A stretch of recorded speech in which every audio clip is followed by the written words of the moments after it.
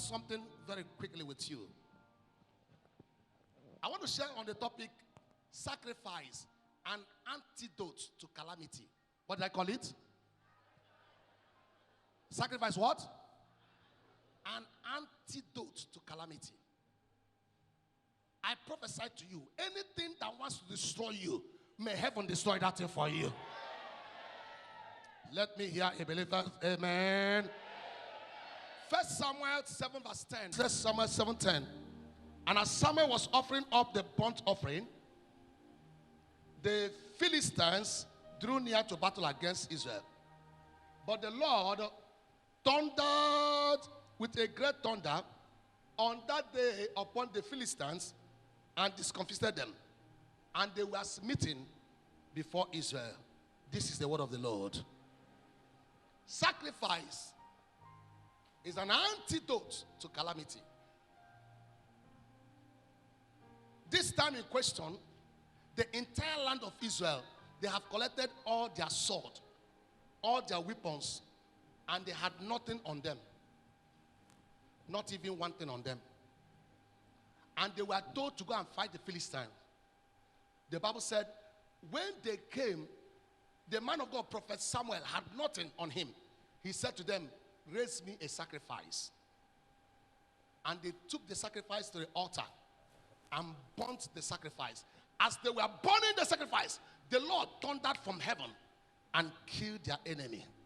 Listen to me. Any calamity coming to you, once you perceive it, or they give you a message about it, or you dream about it, carry your sacrifice to the altar. Because sacrifice is the antidote to calamity. Any evil that have been planned against you, as I lift my hands, I scatter them by fire. Sacrifice is more potent than any physical weapon you can talk about. Sacrifice is more potent than any physical weapon you can talk about on earth. Dr. Paul shared a testimony. He said he went to his village in Makodi to go and preach, one of their churches.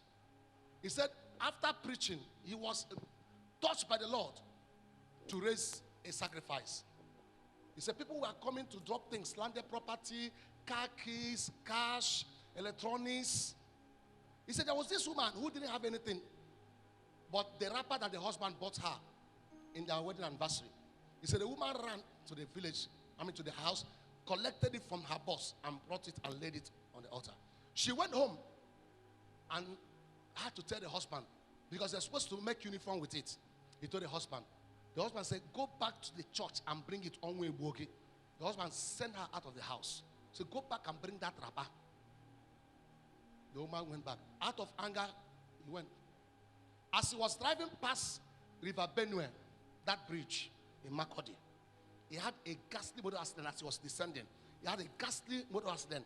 As the car was turning and turning, he had a voice that said, you would have died now if not for the sacrifice of your wife. And the car tumbled 3 more times and steadied itself. No scratch on him, but the car was squeezed. The story had it that Panabitas came and broke the car, expanded it, and extracted the man. He ran to the church and knelt down and said, I'm sorry. I'm going to tell my wife to return the wrapper. There are calamities that can happen, but one sacrifice can stop that calamity. Sacrifice. Somebody say sacrifice. I don't like the way you're talking. One sacrifice.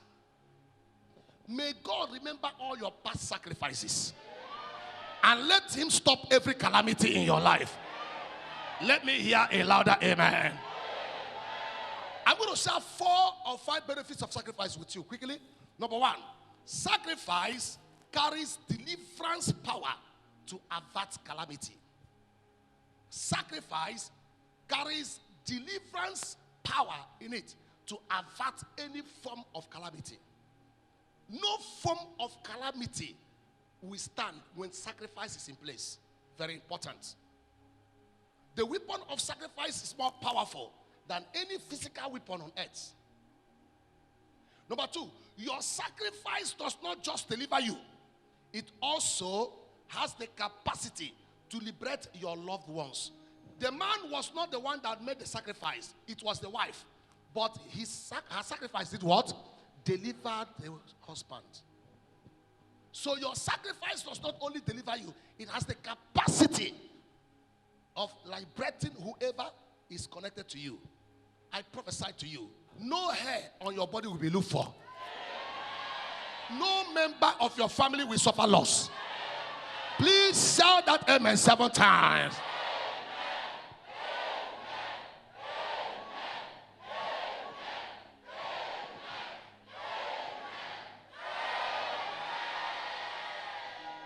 Sacrifice has the power to activate divine visitation. God will not visit you until your sacrifice is on the altar. It activates divine visitation.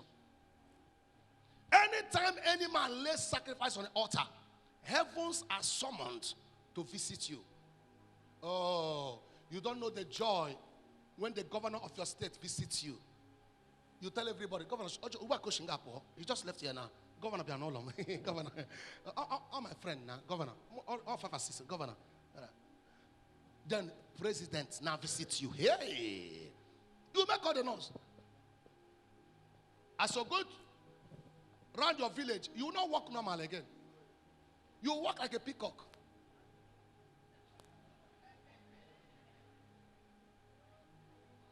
Larry, how are you? Oh, President. You got President. Oh no. President. Now, the person I'm talking about is bigger than the biggest, higher than the highest. He says he will visit you. Everything you require, my Father will deliver it to you. Let me hear a believer say, let me hear a believer say. Number 4, sacrifice is the passage into covenant with God. I have told you last week that there are 2 ways that God deals with us. Either as promise or as a covenant. Promises are the things you see in the Bible. The Lord promised me this. The Lord promised me that. But when you read about the promise of God and put a sacrifice on it, it translates you from promise to covenant. When God makes a promise to you and you put a sacrifice on the altar, it becomes a covenant. The difference between promises and covenant is that promise can change, but covenant is a must. A man operating by covenant, when you think it, God will do it. A man operating by promise, you have to pray for everything to happen. That's the difference. Number 2, a man operating by covenant, before you finish asking, God has supplied the answer. It upgrades you to the realm of angels, where what you say, heaven obeys. That's the power of covenant. And that is what sacrifice can do for you. Once you sacrifice, you turn your promises to covenant. Number 5, I need to understand that sacrifice is the platform for covenant. No sacrifice, no covenant. Anytime you put down a sacrifice, you have activated a covenant. Anytime you put down a covenant, a sacrifice, you just activate a covenant. Take note again. That sacrifice is the strength of covenant. Sacrifice is the strength of covenant. What do I mean? The volume, the quality, not quantity, of your sacrifice is the strength of your sacrifice. Abraham had many children, but he was asked to sacrifice one, the one that Sarah bore to him. The only one. It's not about the volume. It's about the quality. Your sacrifice will automatically give strength to your covenant. Number 3, sacrifice is the activator of covenant. A covenant might be in place until sacrifice is made. It cannot be activated. Covenants work by activation. That's why Jacob will put a covenant and he said, "Oh God of my father, Abraham and Isaac." He needs a sacrifice to activate it. You may have a covenant running. When there's no steady sacrifice, that covenant is as good as dead. That's why you need sacrifice every day. Men of sacrifice are men of testimonies. They never lack testimony anytime. Every day of their life is full of testimony. People around them will be mocking them. They look stupid, they look foolish. But when they reap, their harvest does not stop. I prophesy, your harvest will never stop. Confident people are people of altars and sacrifice. Go and check. Confident people are people of altars and sacrifice. Any man you see, by the covenant of my father, covenant of this man, go and check that man is a man of altar and sacrifice. He doesn't stop sacrificing. And that's why you see great grace upon them.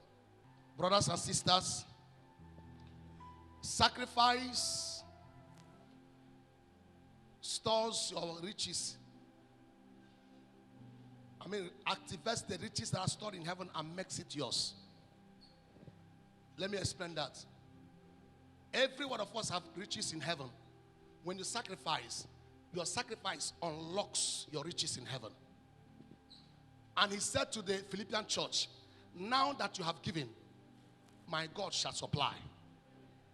There are blessings already waiting for you, but sacrifice unlocks your blessings. Every blessing that has been waiting, today as I pray for you, let them be released to you right now.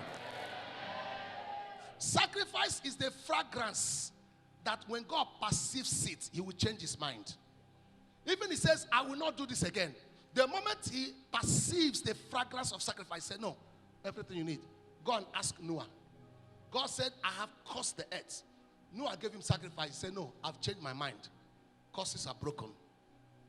When you put down a sacrifice, as God perceives it, he will give you what he says he will not give to you. Everything you'll be requesting from God, which has not come, as I pray for you, receive them now.